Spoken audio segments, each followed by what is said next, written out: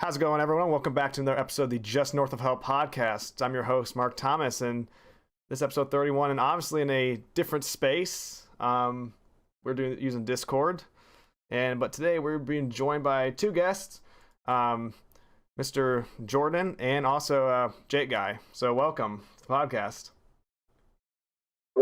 Thanks for having us, Mark. And no Yeah, problem. thank you. So today, the agenda is mainly just Bitcoin. I'd assume some stuff about privacy, but Bitcoin mostly. So that's the name of the game here. Yeah, I think a good place to start too would be just to kind of talk about how we came to Bitcoin, and then you can kind of steer it from there, Mark, if that sounds good to you. Yeah, well, I think first also you have a lot of brands and stuff kind of in the making, but also your Bitcoin newsletter. I think that's probably worth mentioning because both you guys have a lot of knowledge. I think, you guys know more about than me. Yeah, I think when I start talking about some of this stuff, I'll definitely mention that places where people can look. But yeah, I think we could probably just start off, how we came to Bitcoin, what it is, blah blah blah. Yeah, I That think sounds good because to you. I still feel like a lot of people don't know what Bitcoin is. It's kind of sad. So maybe just a general description of what Bitcoin is and why specifically Bitcoin, because there's still Ethereum, Cardano, Doge, unfortunately. What is Bitcoin, Jordan? The What'd you say? 21. What is Bitcoin? The 21 million Bitcoin question. Exactly. Okay, I'll take a stab at it and then Jake can fill in some gaps. I'll try to keep it as layman as possible too, just so Okay. people can understand it. Um, but yeah, what is Bitcoin? So I think the easiest way I can describe it, and it's taken a long time to gain this sort of clarity to even describe it because there's just so much to it. But what Bitcoin is it's just an asset and it's also a network. So a lot of people only really see the asset on their phones. So when they're on Cash App or wherever they buy it or Coinbase, whatever, they just see, Bitcoin is $36,000 or whatever. And all that is the asset piece of it. So that's how much one Bitcoin is. And a Bitcoin is there are 21 million Bitcoin, so it's limited, it's incorruptible, so no one can go in and change that number. It's going to stay 21 million. There's no crazy, money printing out of nowhere like we're seeing in our current system. Right. And that asset is, it's valuable because it's scarce and because of all the cool things it can do. So the cool things it can do, like send from me to Jake, or if Mark wants to send me some Bitcoin, he can just send it to me with no bank in the middle. That's revolutionary. So there's no more need for a third party or someone to basically be a gatekeeper on your money. We can all just send Bitcoin to one another, easy peasy. And the network, so the second portion that I mentioned, is what allows that to happen. So Bitcoin is an asset, the asset is the value, and then the network is what allows any of that to happen without any gatekeepers. So I think that's the easiest way to describe Bitcoin. Obviously, there is way more to it, but for a lot of people, they don't make that distinction that it's both an asset and a network. They just think it's imaginary money on the internet. So yeah, that's kind of my easiest way of explaining it. I'm sure Jake has another way of kind of explaining Bitcoin to people without getting too far into the weeds. Yeah, let's hear it. Yeah, I like to go down the monetary rabbit hole. Like, what is money? I would just describe Bitcoin as kind of a perfect form of money that's well suited as we kind of transition from the industrial age to the information age. Um, and to come to that perspective, I think you really got to think about what are the components, what are the aspects of good money, what has made money historic, like what is it? I think that sends you down a learning path to kind of figure out and learn, the different properties of Bitcoin and why it has value over time. Um, So I guess what is money? It's just the most saleable good across time and across space that has 5, maybe 6 different properties. It's portable, durable, divisible, fungible, and scarce. And some other people might say verifiable. Each of these properties kind of contribute to what a lot of people are saying Bitcoin as Bitcoin being the most perfect form of money we've ever had because it fits each one of these categories better than any other economic good that has emerged on the free market. So that's kind of the path I take people down when I'm trying to explain it. Because then you get people starting to talk about economics this, economics that, monetary policy this. And you just can say, hey, take a step back. Okay, what is money? And then I think that can kind of be a good way to think about a good context to think about all these different properties of Bitcoin through. If that makes Yeah, I think Jake hit the nail on the head. I think a lot of times too, when I talk to people, they're like, I've ran into this opposition all the time. People are like, "Hey, Bitcoin is fake money. Like this is real money," and they'll hold Well, up like a yeah, dollar. real, but look Yeah, in your bank account. That's just some digital numbers they coded in. Bada boom, bada bang. exactly. exactly. And they don't even actually have that money. They only have like Yeah, fractional reserve banking, so they only have, maybe 3% of that money in the bank. So if there's ever a bank run, you're out of luck because everyone's getting their money out, and the last few people with their money in there are not actually getting any money. So, and you see that in all these countries that have like hyperinflation and stuff. So, hmm I think the big question that everyone should ask themselves listening to this or watching this is, what is money? And when you start answering or diving into that rabbit hole, you just realize everything's been a lie. You realize that the US dollar is actually just money because the government said so. And it's just an endless rabbit hole. yeah. So, I and mean, that's why we're here to talk about it. when I describe Bitcoin to people that don't really have much knowledge, like I always go for the description of like describe it to gold because like gold is scarce like Bitcoin, but the problem with gold, you can't carry a bunch of gold around you without worrying that you're going to be robbed, and also that's heavy. So I just say it's just digital gold, and but people I think still have a hard understanding what that actually is. Right. Another thing too is gold can be counterfeited. So like there's like I think fool's gold Yeah. might be the counterfeit. Well, I got some in my There's closet also, over there. Well, you can't see, but people on the camera can see. The yeah, I fool's could go gold. buy like a gold chain for $10 and it's not real gold Yeah. and tell people it's gold. So, and obviously there are tests for that, but with Bitcoin it's all in the code. It's easy to verify that, no Bitcoin's being added to the supply. And if someone is trying to do that, then it's, not allowed because of the Bitcoin nodes that kind of oversee everything.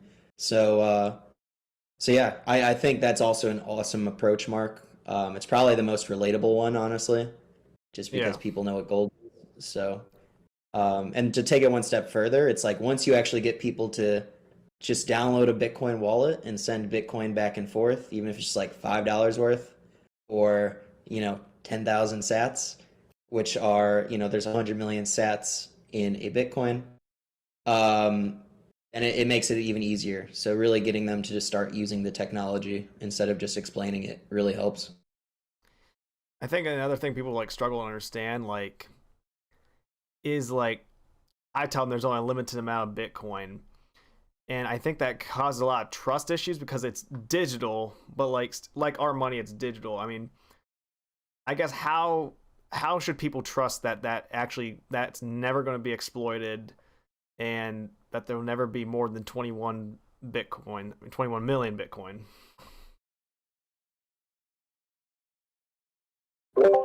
Yeah, that's a great question. I think You don't have obviously to. the people. Oh, go ahead, Jake. I was like, I said you don't have to trust. You can verify. You can run your own node, and you can run the numbers and check that the check what the money supply is, and verify all that data yourself, And that would which be kind of through the goes in. nodes, right?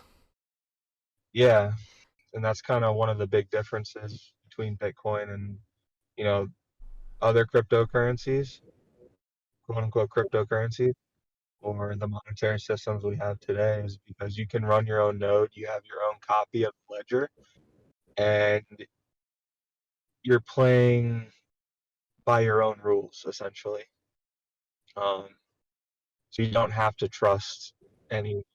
You don't have to trust a bank to tell you how much you own if your wallets are connected to your own node, or how much supply is circulating, or when the future halving might be, or what the end supply is. You can kind of run your own node, verify it yourself.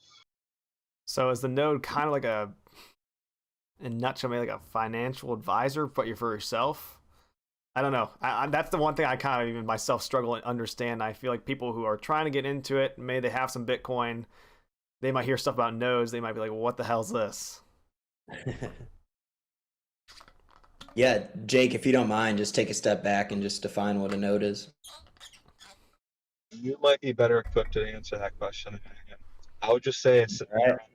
video copy of the blockchain, the time chain, your own copy of the ledger.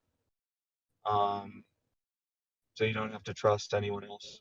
Oh, so you could look at the So blockchain yourself and like scroll through and see what everything's going on, I guess, and like what the purchases are. And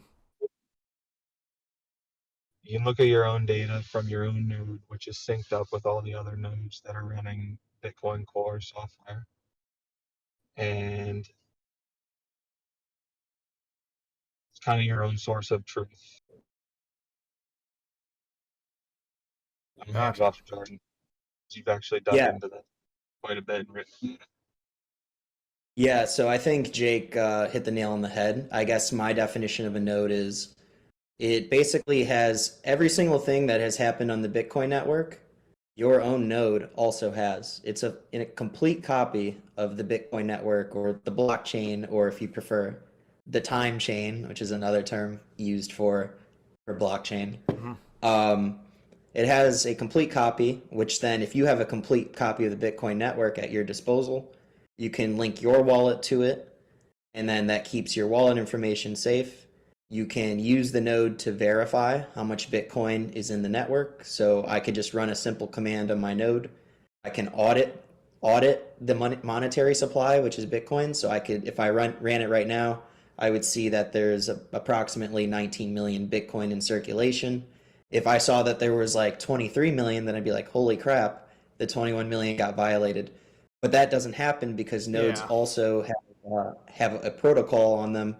They have a rule set where they validate and verify that everything is happening within the rules. And these rules can be found in the Bitcoin software, Bitcoin code. So also to go back to your earlier question, Mark, how can someone trust this stuff? If you can read code, then awesome, because you could literally just go to the Bitcoin repository and look through the code yourself. But again, nodes are great for verifying it yourself and making sure that, things are going as they should. And then the nodes enforce the rules and make sure no one's doing anything wonky or fishy. Yeah, it's like because technically, like any government using a fiat currency, they could like create something like their own version of the blockchain and say, oh, well, this is how much money there is. This is what's going on in the money. But really, they could be bullshitting us, and there could be so much more money that we don't know what's going on with it. Yes, that's actually exactly what they're doing, just not with the blockchain. Yeah. Because we don't have US dollar nodes. We can't audit them. We have no idea how much is really in circulation. You have all this debt that has amassed. There's no way we ever pay that off because there's probably not even that much money that exists. It's just a bunch of ones and zeros in cyberspace somewhere. So yeah, there's no way to audit or verify anything that they say. And when people have accused them of that and said like, hey, we need to audit the Fed, they're like, no, you can't do that. You don't need to do that. So it's silly. That's Right. why Bitcoin is awesome, because we have a way to do that. And that's also an argument against some other cryptocurrencies where you cannot do that. You literally can't see how much is circulating, and how much, supply there should be. So yeah, that's nodes for you. Like with other cryptocurrencies, I know some buddies of mine, just a lot of people talk about is Ethereum. I mean, Ethereum is definitely a different type of coin and also has some, definitely a reputation for being its own thing and working differently. I mean, I guess exactly what does Ethereum do, I guess, in comparison to Bitcoin, and like, does it actually have any value to it, or does it contribute something valuable that Bitcoin might not contribute to? Yeah, that's an awesome question. I think the way to think about it is, for the future monetary system and the hardest money ever, Bitcoin is the clear winner, I think, to most people, because it's very simple. There's only 21 million. You can audit the supply. There's incentive to keep the network honest and working as it is. And that kind of gets into Bitcoin mining, which we can touch on later. Whereas Ethereum is on its main layer, it has, there's a ton of ETH out there. I don't even think you can audit it. In order to run your own Ethereum node, So you can't I think check Ethereum. You can't really check what's going on with it, unlike Bitcoin. exactly. I don't believe you can check the circulating supply. They also, to run a node, it is incredibly difficult. I think they're called validation nodes. I'm not too brushed up on that, so I would have to look into it a bit more. But it's not easy to procure a node, and with a decentralized currency that is the hardest asset ever, you want people, everyday people, to be able to run their own nodes at home, so that everyone can kind of verify things, and make the network more decentralized. So Ethereum makes it really hard to do that. And also they have these things called smart contracts, which there are, I guess, technically smart contracts on Bitcoin. I'd have to brush up a bit more on that as well. But Ethereum has these smart contracts where you can create decentralized applications. So you see like Uniswap, which is a really cool peer-to-peer swap service that people can use. I think I've used that before for something. My friend was trying to get me to get some money off on one of those like Kiba Inu, but I had to have Ethereum to swap for Kiba Inu, and the amount I had to have was like not even worth it to do it. So I'm like, screw it, I'm not even going to invest in this coin to make a quick buck. Exactly. So you're actually touching on something I was about to bring up. So they pack in all of these cool features into the base layer of Ethereum, and now the issue is it's so congested and there's so many things happening on the first layer of Ethereum that now when you go to use one of these services, you have to pay a gas fee. So a gas fee, enables you to make some sort of transaction. So when you are using Uniswap and going to buy Shiba Inu or shitcoin or whatever. Yeah, it's all shitcoin, really. Exactly. When you go to buy it, it's like, if you want to buy $20 worth of Shiba Inu, you got to pay $100 to even buy it. And it's like, well, what? Yeah. Or you see it a lot on NFTs too. Like you got to pay a lot to play. And obviously those gas fees go up and down with, demand and how many people are using the network, but there's too much stuff packed into it. So the Ethereum Foundation, which is a foundation on ETH that uses, or that has like Vitalik Buterin, I think he's the co-founder of Ethereum, and a few other people are on that foundation. They've, passed changes. So like, I think one of the more recent ones was Ethereum Improvement Proposal 1559, where they started like burning ETH. So that means taking some of the circulating ETH and sending it to an address that no one can touch, so that it's like out of circulation. And that's supposed to help raise the price and reduce the supply. But that's just like one of the few changes they've made. Without auditing, having like Ethereum nodes or like easy ones, you really don't know where that burnt Ethereum's going. It could go to one of those guys' wallets or just someone that they're in touch with. You really don't know what they're doing with that. Right. And I'm sure like you can also probably go and verify that just by using like a block explorer or something. But I haven't done that sort of work. But At the end of the day, that's just like one of the changes they made. A few years ago, there was a DAO hacked. I think that's decentralized autonomous organization operator, one of the two. I can't remember. And instead of like just letting it play out and letting people get hacked, they actually forked Ethereum. So the original Ethereum is actually called Ethereum Classic, and the Ethereum you see now is actually not even the original. So those are just like examples of changes they've made. And for the hardest money in the world in the future monetary network, we don't want that kind of stuff. We don't want the congestion. Confusion of We don't different want named. right. Like we don't want these changes that just kind of come out of nowhere. And to their credit, they're not coming out of nowhere. Like they're letting the community know. But you don't want all of these like crazy changes, sweeping changes coming to, your coin. So that's why Bitcoin's Mhm. great. It's very simple. The changes that occur are, backwards compatible. So they're not like hard forks into another coin. You just stay with Bitcoin and, maybe you just have to update your node or something. And also there's a layer system. So instead of packing everything to Bitcoin layer one, now if we want to do like small payments of Bitcoin without crazy fees, that's where you use the Lightning Network. So then I can send, just a few sats to someone, or I can literally pay you, Mark, with a penny's worth of sats using the Yeah, Lightning Network, which is crazy. that would kind Like, of be I like don't even know. almost like the Venmo of Bitcoin, but without charges and stuff like that. Exactly. And like there are always sometimes you won't really have any fees. But if you do have fees, they're really low. So, and again, this is all happening without any gatekeepers or banks telling you yes or no. So, yeah, it's super cool stuff. Gotcha. Jake, I saw that you're about to say something. I was just gonna kind of reiterate the fact that Ethereum, some of these things we're talking about, those are examples of a system with rules that can be changed by people who kind of control the protocol or control, there are people in places of power or wealth that can control the rules.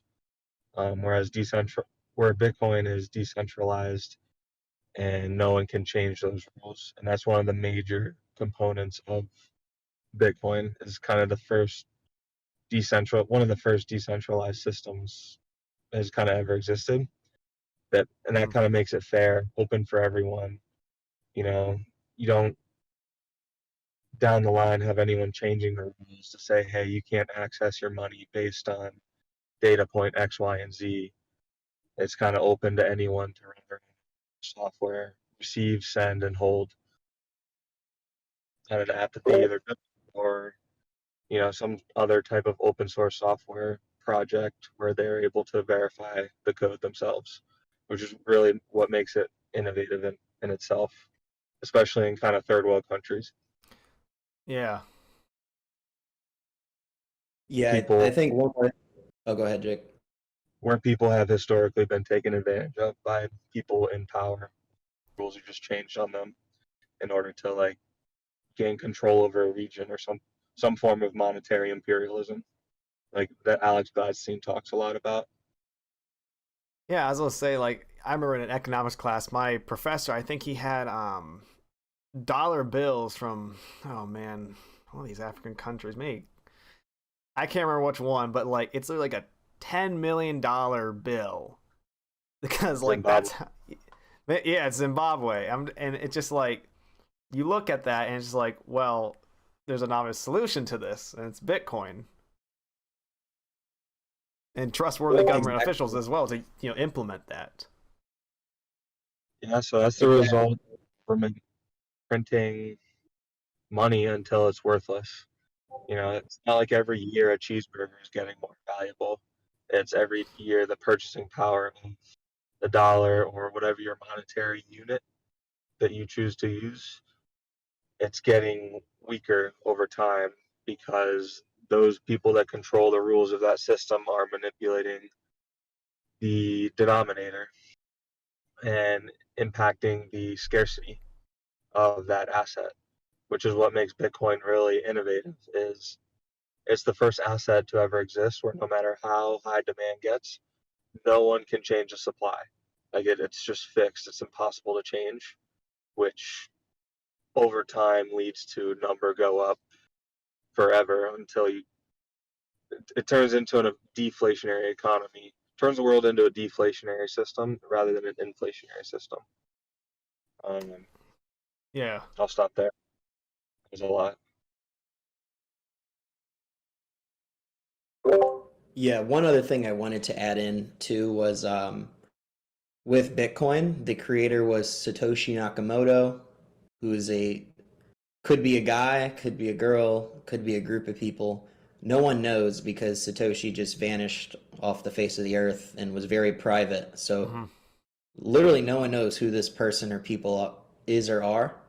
Whereas with a lot of these other coins, they all have founders. They all have co-founders. True, you don't know what they could do, if they could put something in the code real quick that makes it all theirs or just totally shuts it down. Right, they could rug pull you, which is just literally selling all their coins, and then because they own most of them, and then the project is garbage. So the issue with having like a front man or a CEO or co-founders is that then people are looking to you, and you know that just attaches too much value to you for the project, and it makes it feel a little more centralized, even if it's not necessarily super centralized. So there's this whole concept of like pseudo decentralization. So it's like kind of decentralized, but kind of centralized. That a lot of these projects are kind of on at this point. But yeah, that's kind of the danger of having the front man or the co-founder, the CEO. There's just too much value attached to you and, you know, to your word. So I think what Satoshi Nakamoto did is probably the best thing you could possibly do for a monetary system. He just vanished and left it to the masses, to the community, and to the world. And it could be confirmed that he doesn't control it by looking through the blockchain. I mean, you could look at the blockchain because it's open source and confirm that this guy has no control of it. Exactly. You can look at like coin distribution, an excellent service to do that. It's called, I believe it's Glassnode, where you can do some sort of analytics and see, you know, how dispersed the coins are, all sorts of things. So there's a lot of services for that. Maybe even Coinmetrics has it as well. But yeah, it's really easy to verify and check out. And I definitely encourage people to go do that. Yeah. Thinking about like, you know, like the trust aspect, you know, because from the standpoint of, you know, the Ethereum creators, since like they're known, or like, and then, you know, the case of Satoshi, how he's not known. And a lot of people have a distrust with that because they don't know really if you know, they can't be like shut off or not, even though our money can be shut off. I guess, what's your argument for people to get that trust in Bitcoin and actually like, because no one, like, you know, I don't know how to read code, so no one could confirm that. How does like an average person just get that trust to know that Bitcoin is safe and it's not going to be exploited? Yeah, that's an excellent question. I'll take a hit at it first, Jake, and then you can take it. So I actually think a lot of trust comes with familiarity. So the more familiar I am with someone, the more I trust that they'll act a certain way or in good faith, or that I trust they're going to act in bad faith, so I stay away from them. So I think with Bitcoin, at first I didn't trust it at all. And then I'm not going to get into my story of how I got to it yet, but Jake was a large part of helping with that. And Jake's telling me like, dude, it's crashing. This is like 2020. You got to throw in a lot more money. And I was like, what do you mean? I didn't trust that shit. So I threw a little bit, and then that made me go down the rabbit hole. And honestly, I think where people get a lot of trust is you talk to people who are already in the space, and also do your own research, but then you have to start playing with the technology, and you only got to use a little bit of money. So like on Cash App, you could like buy $5 worth of Bitcoin and just send it back and forth. If you can't read the code, no worries. What you can also do then is you can watch, or you can like set up your own node. So I think tinkering with things, so setting up your own node and then use some of the features there to verify some of the, you know, some of the questions you have, verify that things are good or they're bad based on what your view of all this stuff is. I think at the end of the day, it's you're never going to fully trust anything that you like are a little uncertain about, but it's all about like trust minimalization. So, well, you want a ton of trust, but you want to minimize the amount of things you have to trust. So the more you tinker with the stuff, the more you trust that the wallets work, the more you trust that the nodes work. And then if you buy a Bitcoin miner and you see it working and you see you are mining Bitcoin, you're going to trust that part of the network. So I think just the more familiar you get with it and the more you use it, the more you'll just trust the whole system overall. Now, obviously, if you only just read the books and you don't like use the system at all, you're going to be like, this is a Ponzi scheme. This is a load of crap. The technology sucks. It's slow, just because that's like some of the stuff you hear on the news or you just see on Twitter from some rando. But that's Yeah. why it's super important to tinker with the stuff, because you can't trust anything if you don't use it. But you could maybe trust it if you talk to someone you know who is super into Bitcoin, who you already trust, and then you hear them talk about it. But obviously, don't ever just fully trust someone, even if it's someone you know. Go do the work and go verify yourself. So. I couldn't agree more with that kind of description. I think trust is just a series of trust is like a battery that you charge up over time via like a series of interactions, um, where you get the result that you're expecting. And to Jordan's point, actually using the technology, downloading a wallet, taking control of your own keys, recovering, a little Bitcoin on a couple different wallets, sending it back and forth to yourself, learning how to use the Lightning Network, learning how to use a node. All these things are just little touch points along your Bitcoin rabbit hole journey that just charge up your trust battery, and to the point where you start to trust it more than you trust whatever bank you might be using, um, or third party money transfer apps like Venmo, Cash App. Um, so yeah, I completely agree with Jordan there. Just using it, getting familiar with it, putting in the work, continuing to learn about it, continuing to question it. Like, where am I wrong? What am I not getting? Try to attack your viewpoints a little bit. Like, where are we full of shit? Attack our viewpoints a little bit. I think that's what makes the whole thing stronger, more anti-fragile, and allows you to kind of trust it more. Hmm. Yeah, I think one thing too, just for the people listening, I would recommend going to bitcoin-intro.com. If you just want to start tinkering with this stuff, it's an awesome website. I think it has like 10 or 11 steps, and it just takes you through each little step of getting involved with Bitcoin. So, like, one of the first things they have you do is watch a video or two, and then you download a wallet. And then after you download the wallet, then you learn how to send and receive Bitcoin. And there are also awesome tutorials on YouTube by a channel called BTC Sessions, which I have used a lot to like learn how nodes and wallets work. And they kind of walk you through how all this stuff works. So those are easy ways to get involved. Jake hit the nail on the head, and yeah, you're not going to trust anything you don't spend time with. So you got to tinker. Yeah. Jordan, you're someone just starting out, like your day one, day two. What would you do? What are some ways you would go about acquiring it? Uh, Yeah. kind of stuff. What are some of Yeah. the bare minimum best practices, would you say? Yeah, so that's a good question. I think the first thing I would do is I would just read about it. So I actually am working on a BTC or Bitcoin database right now that like makes it really easy for people to onboard. So I think before you even dive into sending Bitcoin back and forth, or you throw any money at it, you got to understand what you're playing with or what you're converting your US dollars into. So there are 5 awesome resources I recommend checking out. I actually have my database pulled up because I was working on it before this. And just some of those are, Why Bitcoin Matters for Freedom. It's an awesome video and article by Alex Gladstein. There's a book called The Bullish Case for Bitcoin. I'm not going to go down the whole list, but I just recommend doing a little bit of reading, checking out some of the books and things people recommend, You can find some of that on bitcoin-only.com.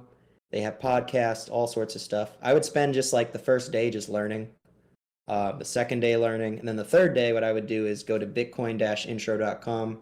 I would follow some of the advice there. Download Samurai Wallet if you have an Android That's what phone. I got. Yeah, I like it. It's a I mean, privacy focused, also just the coolest looking wallet there is. Moon Wallet, MUUN wallet. I don't know if it's pronounced Moon or Mun. I don't know. We're just gonna call it Moon. If you have an iPhone, it's like GIF or GIF. You know what is it? right? Exactly. So I would download the wallet, and then you have to figure out a place to buy the Bitcoin. So one thing I did want to mention is there is KYC and no KYC. So you're probably like, what the hell is KYC? Yeah, So I KYC actually just listened to that one because I was trying to get caught up on some of your episodes. Yeah, this one's a very important one. So KYC just means know your customer. It's basically like a banking regulation where anyone basically doing any sort of banking with customers has to collect information about you. So like my name, my address, my driver's license, sometimes my social security number. At this point, always my social security number. So you have to give away all this information, which, as you can imagine, is dangerous because now they know all this stuff about you. And if they're, as a company, it's a honeypot. So they have everyone's information. So that incentivizes like hackers and stuff to go to those companies and try to get that info. So you can buy through KYC exchanges. So like Cash App is one, Coinbase is one. There's a full list of them. And the beauty is they make it really easy to start buying because they're centralized entities, and anything centralized is going to be more efficient than something decentralized. Well, there's a cost of but giving them your personal data. Exactly. That's at the cost of your data. Now, there are other ways to buy, which is no KYC. So you don't have to worry about that regulation. You don't have to provide your personal information. And honestly, that's where I'm steering towards now. I'm trying to do more of that. And Samurai Wallet does help, give you your privacy back, but we'll save that for another day.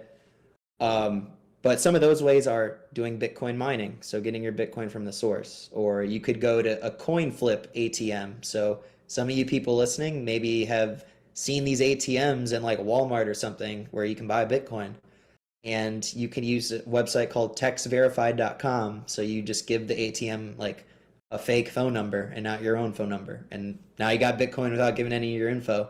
So those are just like some of the coin flip things at a local gas station like 5 minutes from me. I was like, holy shit, that's actually around here and where I live. That's awesome. I'm in New York and I don't think there are any here, which really sucks. But that is definitely one way I would be buying. There's also a thing called BISC, BISQ, which is a decentralized exchange where you can buy from like other people around the world, which I've used. It's been reliable. It's been great. So I will say, though, I am steering towards no KYC, but after that long rant, I think the easiest way for a lot of people listening will be just to buy some Bitcoin. Get started on Cash App, Swan, and Swan Bitcoin. Swan Bitcoin is my favorite KYC exchange. They really focus on the education. They're Bitcoin only. You can make recurring buys, and you can automatically have your Bitcoin go to your Samurai wallet or your Moon wallet. So I would recommend people use Swan Bitcoin just to get used to this stuff, or Cash App or Coinbase. And then the next step is to send that Bitcoin to your wallet. And the importance of sending it to your wallet is if you buy Bitcoin on an exchange, you don't actually own Bitcoin. You own an IOU. Mm-hmm. So it's basically like, hey, I just bought a full Bitcoin on Cash App. That's great. But that's really just a bunch of digital numbers on the screen until I actually take ownership of it by sending that to my wallet. So that's called self-custody. It really allows you to own your Bitcoin and own your money. Whereas when your money's in a bank, like you don't own that. The bank owns that, and they do all sorts of shady and all sorts of stuff with money. So yeah, that's the importance of a wallet. And then the last thing I would recommend is buying a hardware wallet. Passport is my favorite one. It actually looks like a little old school phone. It's super cool. And that gives you the utmost security in securing your Bitcoin.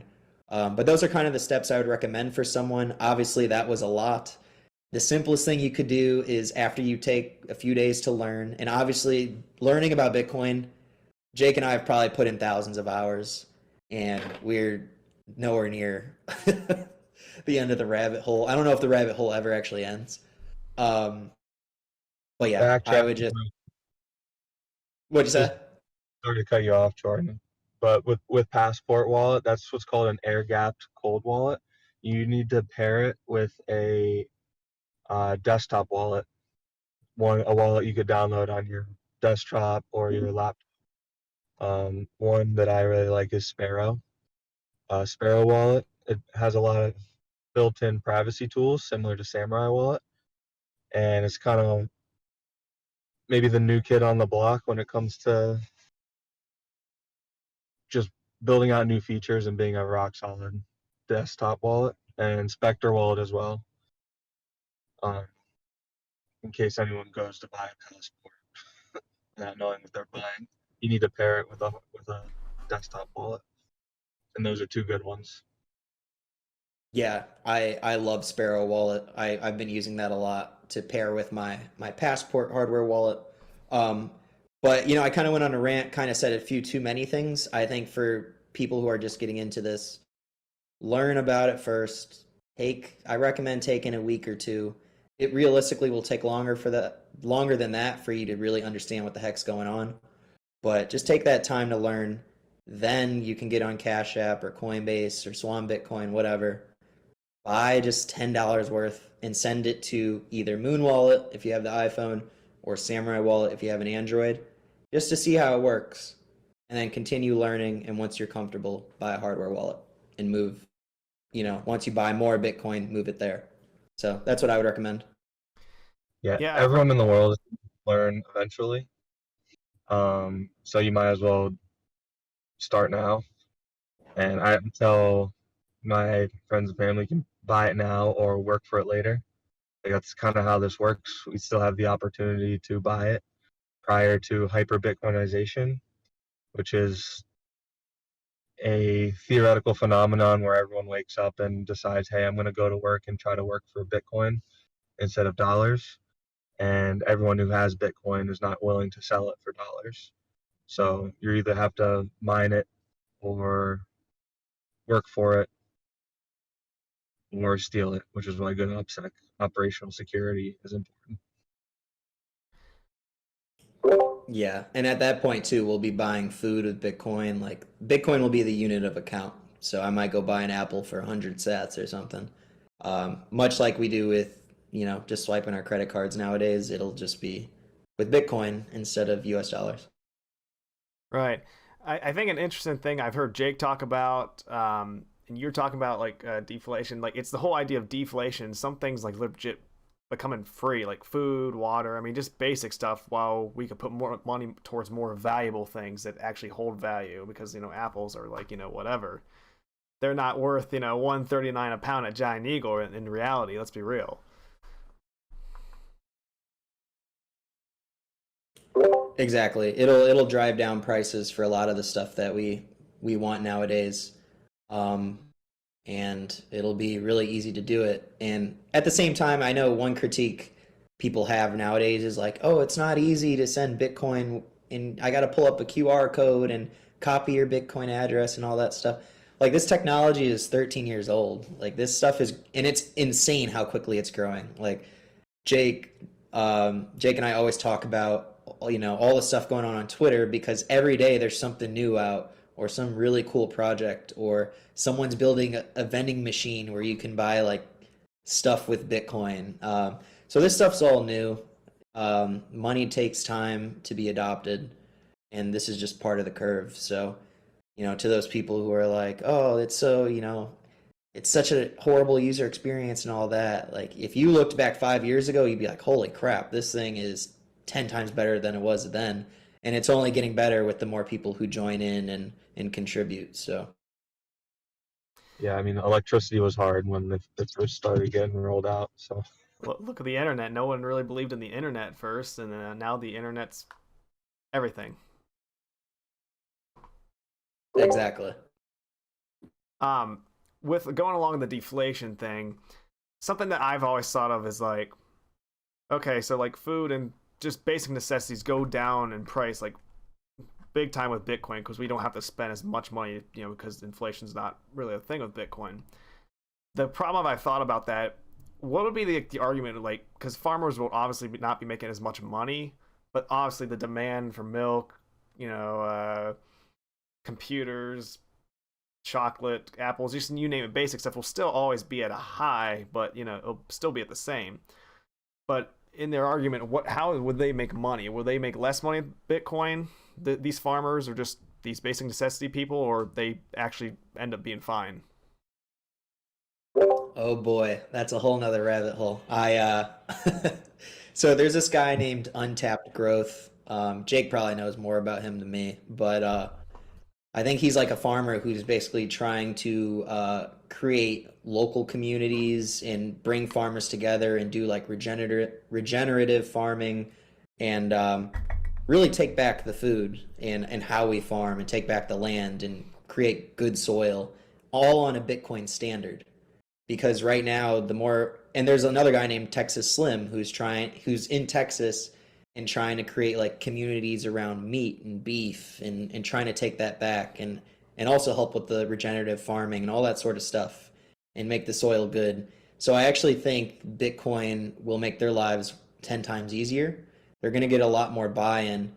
And also it's because the supply is capped. So as demand keeps going up and more farmers get on board, all it takes is more people buying in, and they have more value.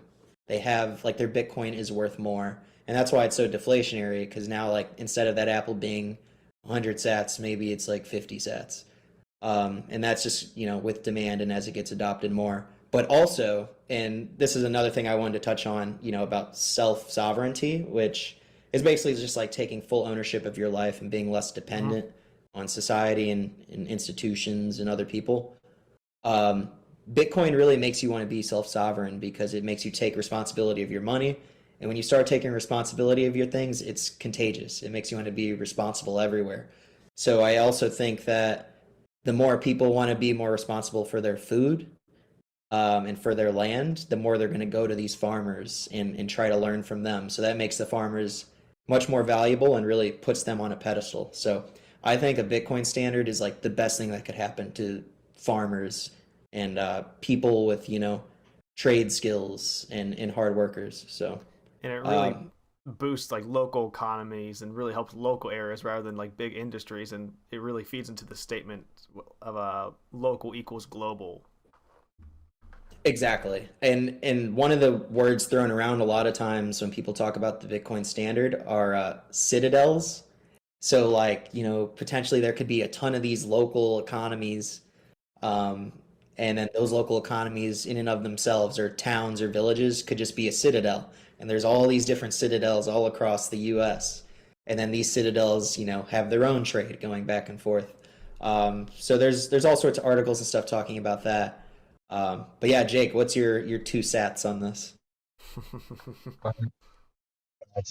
I think that path towards sovereignty, kind of self-sovereignty, doing things for yourself, growing your own food, maybe sourcing your own energy, taking care of your own health, is the path towards deflation. So if inflation is a vector and it's relative to each individual's lifestyle, then so is deflation. And if you live a life where you're continually trying to be self-sovereign, growing your own food, taking care of your own health, your costs kind of drop to zero. So you're retaining more Bitcoin over time. Your Bitcoin is gaining in value over time, and those things you used to pay for, you no longer are paying for them because you're doing them yourself. So I think that's those 3 vectors is where deflation, like each individual's life can be deflationary in nature as a result of this path towards a more sovereign lifestyle, because of all tied back to Bitcoin. The contagion of self-sovereignty, and the desire not to want to give away any of your Bitcoin. and the fact that Bitcoin is gaining in value every year or all the time relative to every other good. Yeah, I think one thing. Relative Oh, go value. ahead, Jake. I was going to say that gets into the idea of relative value and subjective value versus objective value. Nothing's objectively valuable. There's no such thing as intrinsic value. Sends you down the whole Austrian economics rabbit hole, which is really linked up with, I think, individual psychology and social sciences, which is, you could do a whole podcast series on that topic alone, Mark. It's just Yeah. another rabbit place to spend your time learning about all this stuff. Mhm. Learning how people make decisions under resource scarcity. It's not what we've been taught in the economics classes we learned in state-run institutions. Well, even private institutions as well. I mean, I went to Catholic school, and still, I mean, they're not teaching anything different. They're crazy that the local high school's teaching you. It's all the same. It's all government approved. Or central bank approved. Yeah, exactly. One thing I wanted to add too is that Bitcoin lowers your time preference the more you dig into it. So what I mean by that is you're less about chasing like those temporary, goods or services or those temporary like highs. Like you're more so about trying to store value for the future or save for your family or learn skills that are like very transferable and allow you to um, survive if things go wrong. It really makes you look inwards and take a little more responsibility. So I think that was kind of basically one of the things Jake was getting at is, just taking more responsibility and looking more down the line instead of just being very in the moment and always just thinking like, what's the next high I can get? Or what's the next thing I can just buy really quick to look cool? Like Yeah. a lot of Bitcoiners who are deep down the rabbit hole aren't just buying Lambos and stuff all the time and trying to like flex on Instagram. They're buying Like a lot of these land, people, investing in companies. exactly, and trying to build and really make a good effort to better their local community. And obviously, like you were saying, Mark, local community is everything, and it eventually translates to like a better global community. So Mhm. Now, I have to ask because, I'm a political science major and I'm always thinking politics and stuff. Obviously, right now we're in a big transitional stage of, the fiat currency, the Bitcoin, and even now the federal banks are in realizing Bitcoin is the next thing.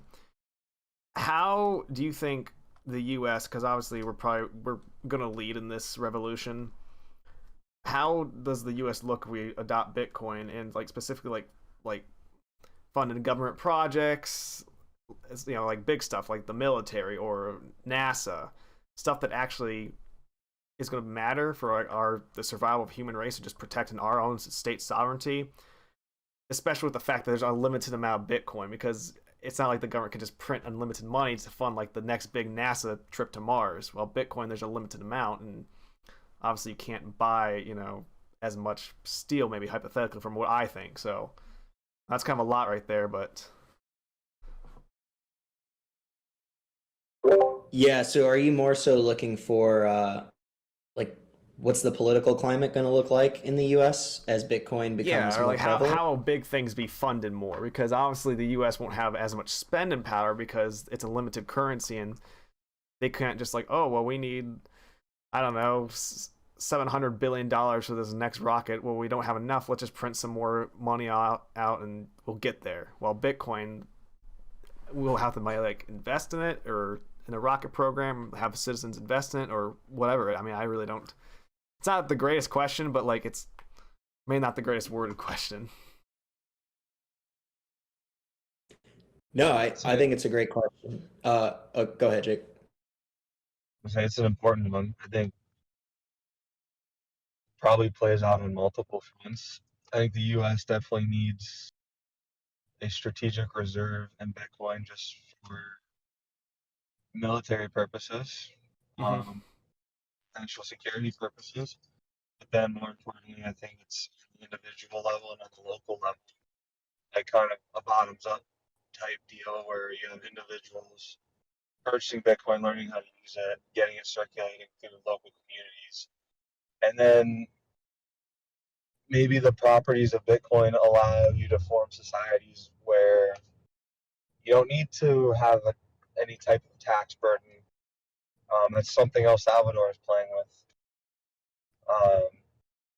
Because your money is gaining in value each year, you're kind of able to play around with different social financing structures, whether it's building new school systems, decentralizing and opting out at every layer, which I think starts at the local level, individual level. And to put it short, like a lot of these federal programs, these centralized programs just get smaller. Bitcoin allows individual states to regain their rights. That's the whole concept behind the founding of the United States is, if you don't like one state, move to another. It's a decentralization of power in itself with the three branches and the states' rights. And Bitcoin is kind of just an extension of that built into the monetary protocol. That's I think it starts at a local level. So we might see, like, because I think I've talked to the topic about with you, more like states start becoming a prominent thing again, like kind of like the old days, and the federal government really staying out of our business. Because I know like Adam Smith, says the federal government should provide like three things: defense, a justice system, and can't remember the other one. It's important, but those are like the big ones to me. Maybe like some help during like financial crises, but obviously Bitcoin eliminates that. Yeah, I think one thing to add too is you had mentioned like how is NASA going to afford to send rockets to space? I think one part that's really uncertain is how are things going to be priced on the Bitcoin standard? Like I have no idea how much an apple will be worth in sats. And that's a whole nother question itself. Exactly. Yeah. That's like a theoretical question I haven't even begun to try to dissect because I'm just so ingrained in all the other stuff right now. But I will say to Jake's point though, you will see a lot of the power slip away from the federal government, and it'll be more on like the state, local level. Maybe like already we see Tesla, we see Blue Origin sending, or not Tesla. They're sending like rockets up to SpaceX. There we go. Virgin, Galactic, yeah. Right. All these private companies. So I think you're just going to naturally see more private companies or public companies start doing these things. It'll just be with Bitcoin, funded by Bitcoin. And it's like when you say they won't have enough money, it's like we just don't even know how many sats all that stuff will be worth. Yeah, so in theory, a lot of our materials could just go down in value, but still have the same amount of value they need. Just, they won't be charged as much. Yeah, it's the whole conversion from fiat to a Bitcoin standard is I have no idea how that's going to work. How you just like uproot one system and just plug one in and then price everything in that. And I'm sure there are some. Go ahead, Jake.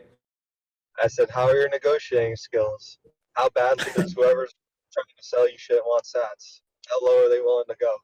True. That's how it'll work. Exactly. And I'm sure there are like several historical examples too of like a change from one currency to another or one money to another. So I probably should brush on that. But yeah, that's an interesting question that I definitely need to explore myself. Do you think that question itself, like the conversion from one currency to another, especially with these currencies being totally different from any currencies we had in the past, you think that's a big reason that some people distrust Bitcoin, have problems with it? Because that's something I also wanted to like lean into, like for the people who are against Bitcoin, do they have any valued arguments? They're actually good arguments that kind of like you'll be like, yeah, like they're right about that aspect, which could be a drawback to having Bitcoin. Yeah, I'd actually say to the first part you said, that's a great point. Some people are just going to distrust it just because it's not what they know. Like, especially older people, they've grown up on the U.S. dollar their entire lives. I mean, Jake and I have too, or well, we all have, yeah. 26. and it's hard to change. Like people do not want to change because that requires a lot of work, and we're also getting lazier, as society because technology is just making everything easy now. So the people who put in that work now are going to be rewarded for learning the new system and will also help with the adoption of it. But to your next point, I think valid arguments against Bitcoin. Most of the FUD, so the fear, uncertainty, and doubt I've heard, I haven't really been like swayed by or concerned with. I think the one thing that I've always been a little worried about though, is there are Bitcoin core developers. So there are developers who contribute to Bitcoin. They write up Bitcoin improvement proposals. So those are like potential upgrades to Bitcoin. And the one thing that does worry me is I'm not too in tune with that entire process. So I do kind of wonder what goes on there. Just some of the things around upgrading Bitcoin that worries me just because I'm not familiar with it. So that's like one of the things I'm actually getting into next. So I'm about to be done with this Bitcoin database I'm creating to help people listening, and other people who just want to learn more about Bitcoin, get their start, get onboarded, and learn a ton.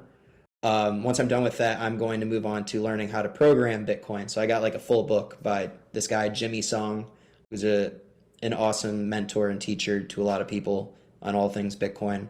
I'm going to go through that book and really dive into that part. So I think a lot of that's just like me not understanding the full process and how it works. So I don't distrust it, but that's probably where most of my concern is. Yeah, I don't know where. To like the point, Makes like even just stuff like basics, like a cyber, like an EMP, or like a actual like destruction of whatever, like of our devices, like in the war standpoint. I mean, that's obviously a very vulnerable part, but with it exists in the blockchain, you get it back. But I guess it depends, how far do you get set back in a horrible situation like that you might take a while to get computers back, get like phones and stuff like that back. Yeah. So on that one, I'm actually not super worried about that because the beauty about having everyone setting up their own nodes and making it, cheap, relatively cheap, is that there are nodes everywhere globally, like literally everywhere. And as long as one node exists, the blockchain is alive and well somewhere. The network is running. So that's the beauty of decentralization. Also, there's a satellite in space by this company called Blockstream that has the entire Bitcoin network on it. So it's also like a node. Oh, geez, and like an emergency situation. Exactly. And there's a satellite kit that they sell where you could put like a receiver on your roof and receive, Bitcoin network data to your house. Is that the same people who make a Blockstream Jade, like the little cold wallet? Yeah. Dang, that's nuts. Yep. Same company. So there are a ton of things going on with that. And another or last example I wanted to mention is, I think it was Kazakhstan. Their telecom companies turned off the internet there, and they have like 15% of the Bitcoin mining hash rate. And a lot of the hash rate was pretty much like, I think we just hit an all-time high like a week or two ago. So like Bitcoin's very resilient, and that stuff will move and migrate. But also with the internet going out, there was a lot of talk on Twitter about, how can we start using mesh networks and improving that technology? So a mesh network is like, instead of using, like the internet or something, or sending text messages through a carrier, we can set up our own private data channel, and I can message Jake just by having this device turned on. And one example of that, like mesh internet like routers you could put around your home, but like that's like a very basic level of like the idea. Yeah, and another example is this thing called GoTenna. There are these like, I thought I actually had it right here, but I don't. It's like this little device that you could clip to like your backpack, and I could send messages to Jake without a phone carrier or anything. It's just because I have this device that we've established this data channel to which we can exchange data and information. So there's ways to send like Bitcoin to one another or to people using GoTenna, which is super cool. So people are thinking about these things.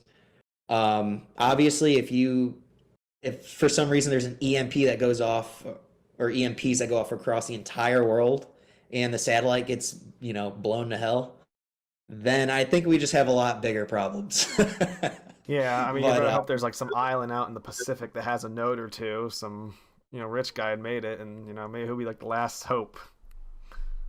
I mean, even at that point, though, I think we're back to bartering. Like, there's no monetary system at that point. It's like True. survival. Yeah. If there's just a global outage and satellites are down and everything. Like, I don't know what's going on, but whatever it is not good. And that's when you got to rely on your subsistence skills, growing your own food and things like that. Yeah. And that's why Bitcoin at the end of the day is just a tool to helping you become more self-sovereign and gain more responsibility of your money. There's a lot more to it. It's just like the best tool we have for the money.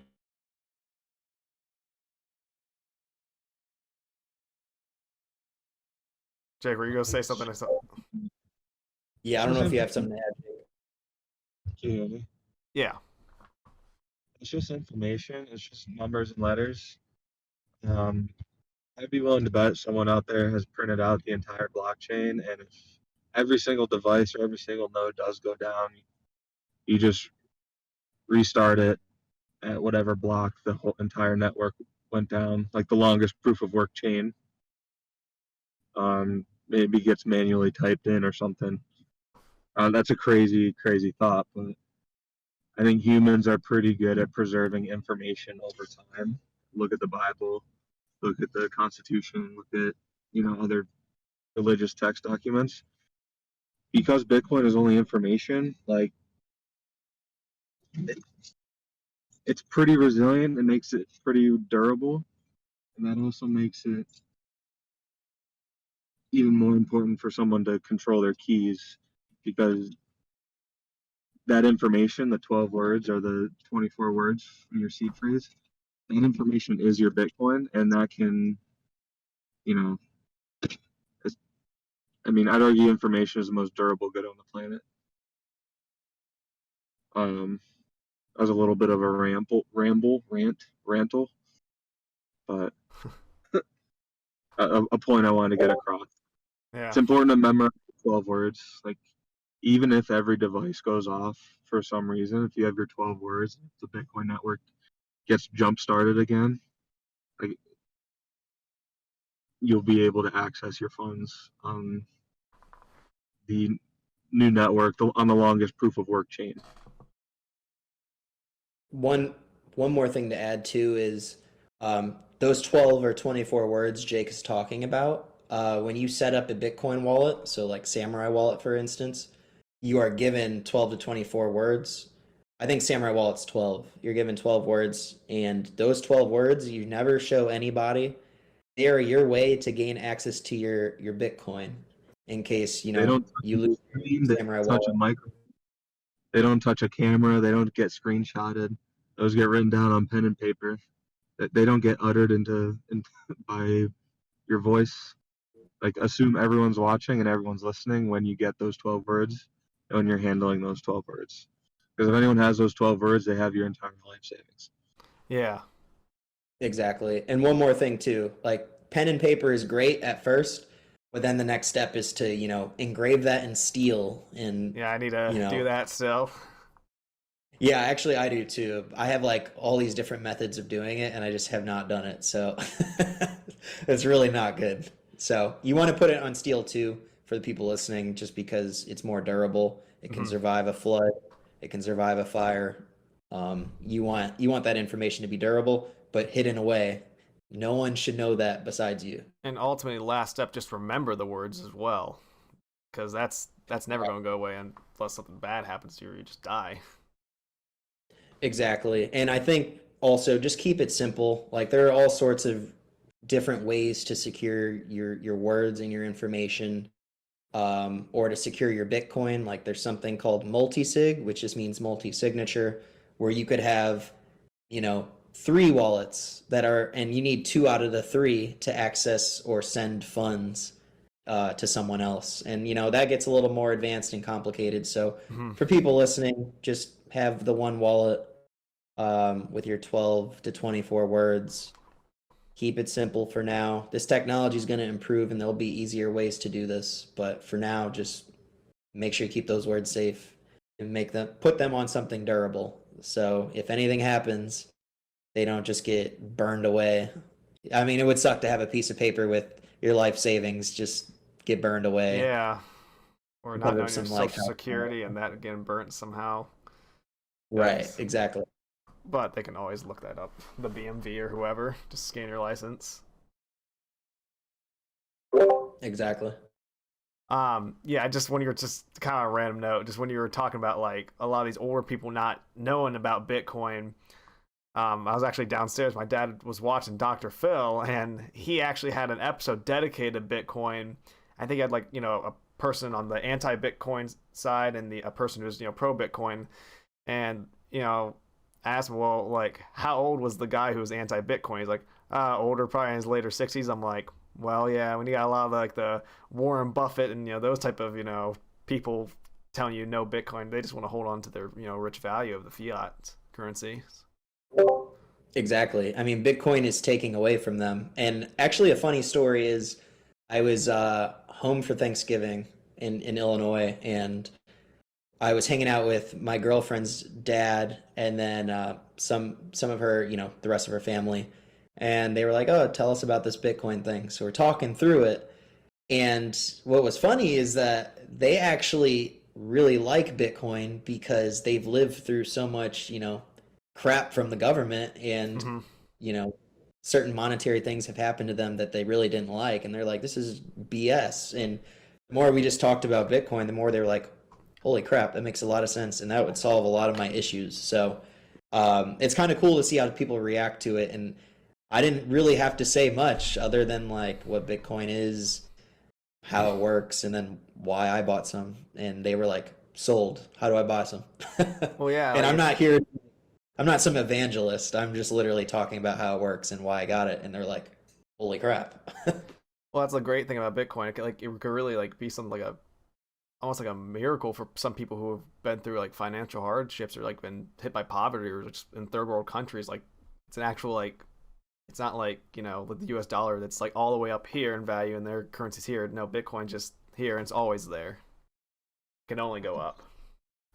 And it's accessible to anyone who's able to download a wallet, Yeah, which is exactly. awesome. I think the sales pitch for Bitcoin depends on who you're talking to. 'Cause it solves so many problems, like, and it's a continually growing ecosystem that's just solving problem after problem. That depending on who you're talking to, it, the pitch or the explanation could be different every single time. Whether it's an environmentalist talking about energy usage, or someone in a third world country whose currency is hyperinflating, or someone who's been locked out of the financial system for credit issues, someone who's dealing with high transaction costs, I don't know, etc. But that's what makes it really unique. It really depends like where you're coming from, what angle you're attacking it from. And it could be different for every human out there. Yeah, definitely. Well, we've been in an hour and 13 minutes. I mean, I can't really think of any more questions. I mean, is there anything you guys want to bring up that you feel important to talk about? Like, I mean, there's always tons to talk about Bitcoin, but like, I think we've talked about several important things. Yeah, I actually think that was really awesome. I also don't want to overload people.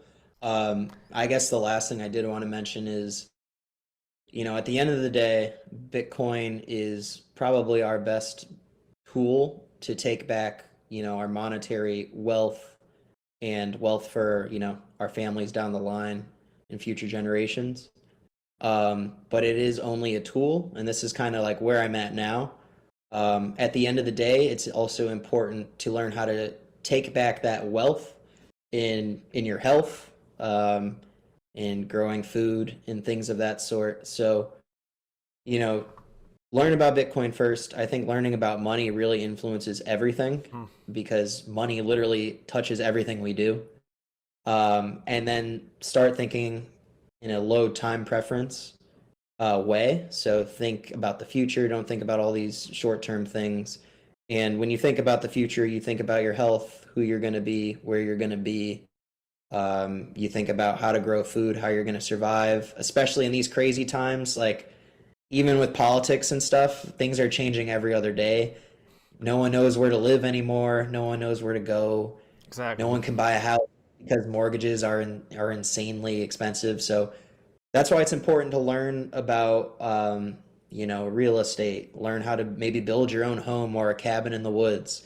Learn how to farm. Learn how to start a fire. And if that's just too much for you, then meet the people who are doing this and just pick their brains. So I would say Bitcoin is a tool, one of the most important in the toolkit, but it's important to start learning these other things because when shit hits the fan, you don't want to be the one in front of the fan. Yeah. You want to get out the way and make sure you're all taken care of. So I think that's a big one. And a lot of the work I'm starting to do is going to be centered around self-sovereignty and really trying to take back our health. And because if they're lying, if the government and the overlords are lying about the money, then what else are they lying about? And health is a big one they are just completely wrong on. So yeah, I urge you guys listening just to take a deeper look into health and all that sort of stuff.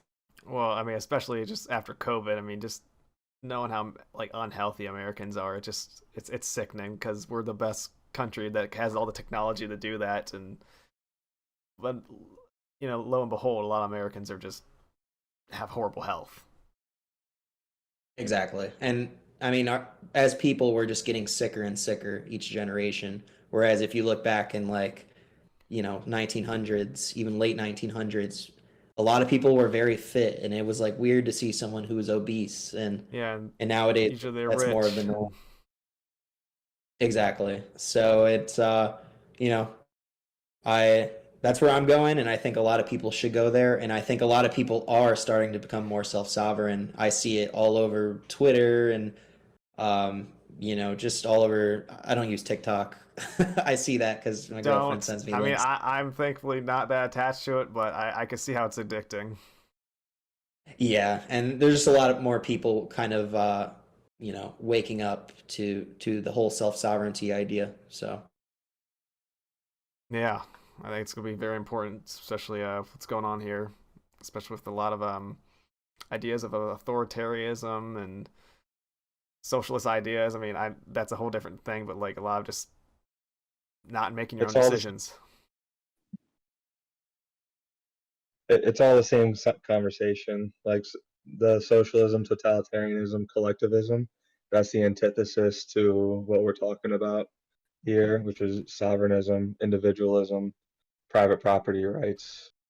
You know, the ability to preserve wealth, health, etc.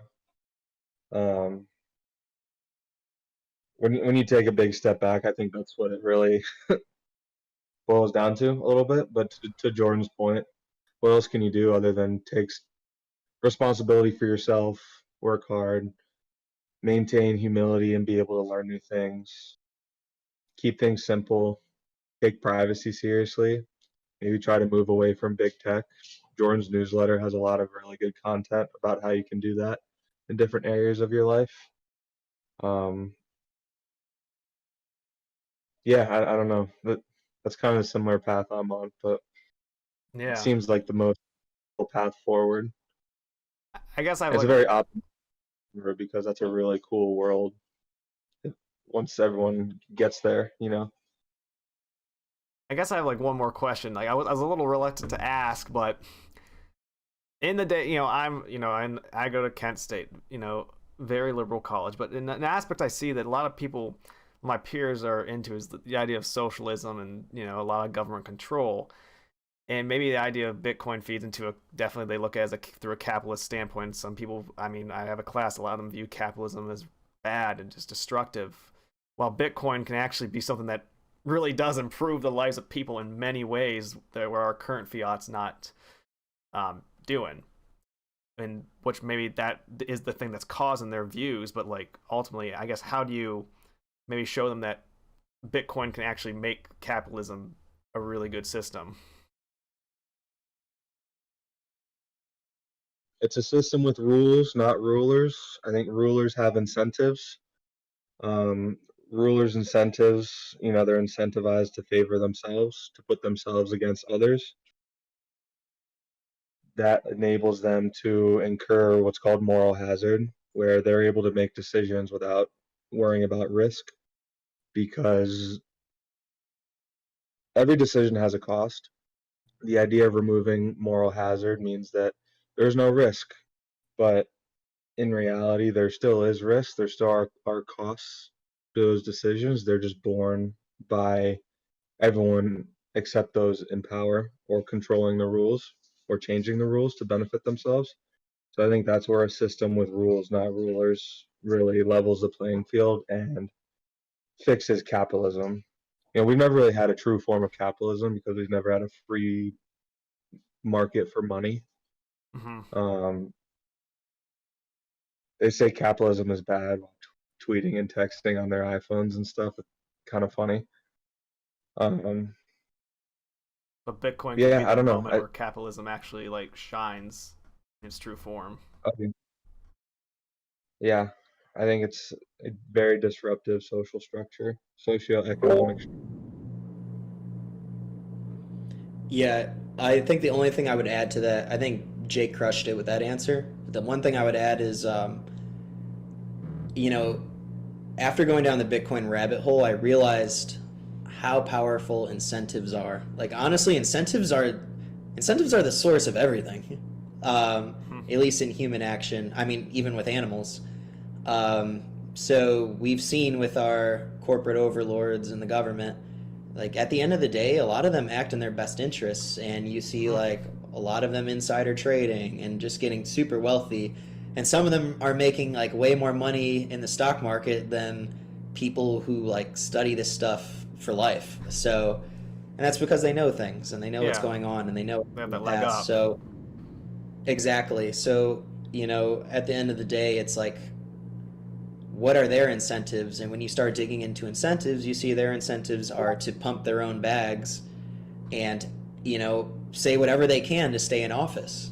They want to stay in office so that they can continue to pump their bags and see the easy way out. So, with Bitcoin, there are no rulers. The incentives are very clear. You can earn Bitcoin through Bitcoin mining by putting in the work. You're not guaranteed it. You have to put in a lot of work to do so. You're incentivized to be honest in the system because the nodes are kind of enforcing the rules of the protocol. The rules are the same for everybody. They don't change at all. And it's just like you're only incentivized to be honest in the Bitcoin system, whereas in the other system, we have no idea what's going on. We're being lied to all the time, and the people who are running the show are incentivized to pump their own bags. So it's pretty obvious to me which one is better, at least from an incentive standpoint. Mm-hmm. Yeah. Bitcoin incentive value creation, instead of sucking up to people in political power for X, Y, and Z, sucking up to those that control the money supply. That's kind of what it boils down to, I think. Just the incentives. It's going to be really interesting and I think really difficult for a lot of these,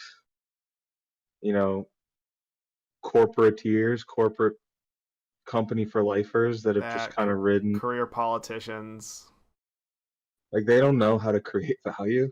So like that transition to a Bitcoin standard, to a Bitcoin world where you're actually forced to create value, like where do those people land in society, in this new society? Are they janitors? Are they snow shovelers? Not there's anything wrong with that. Yeah.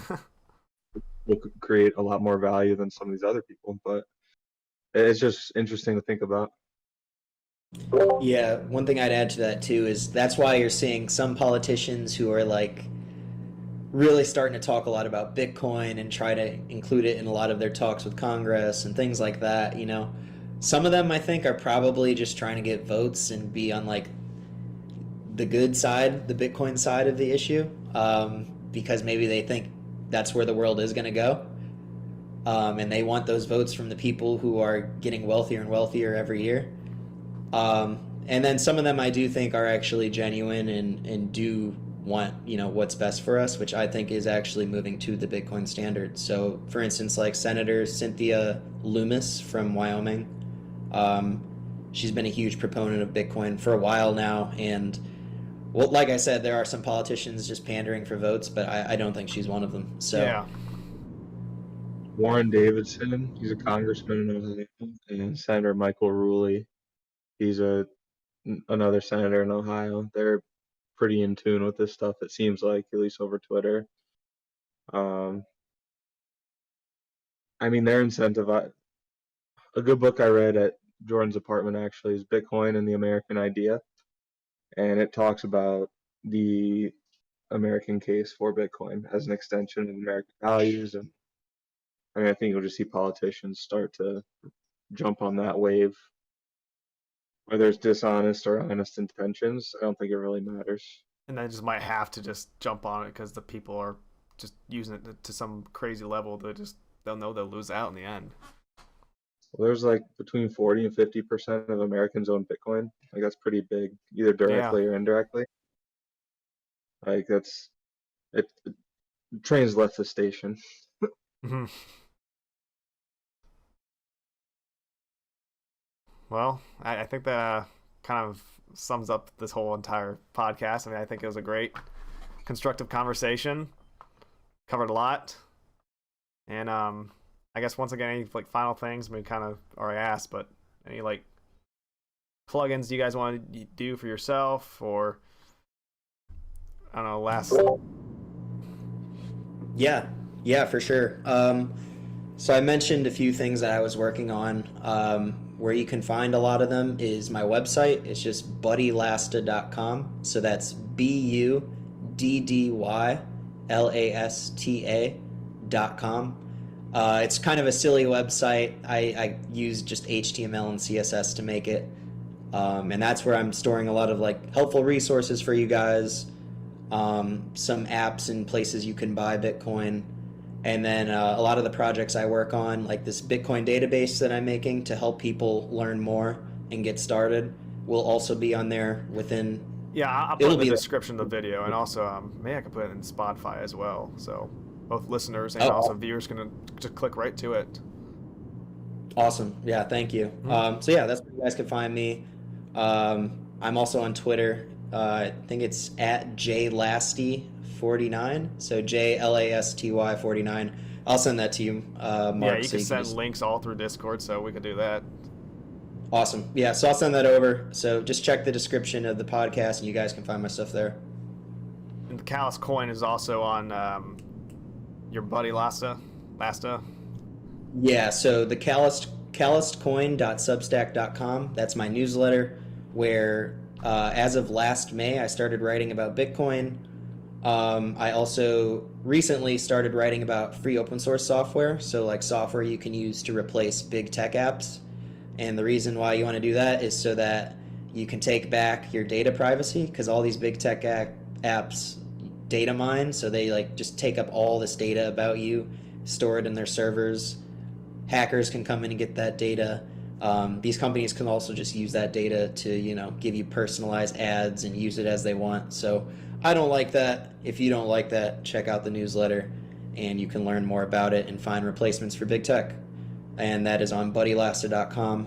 It says newsletter on the website, so you can't miss it. Gotcha. Jake, do you got anything? I know you had your website, but I'm not sure. I haven't really talked to you about it for a while. Yeah, I took it down. I'm trying to find out or learn how to self-host it. I'll let you know when it gets back.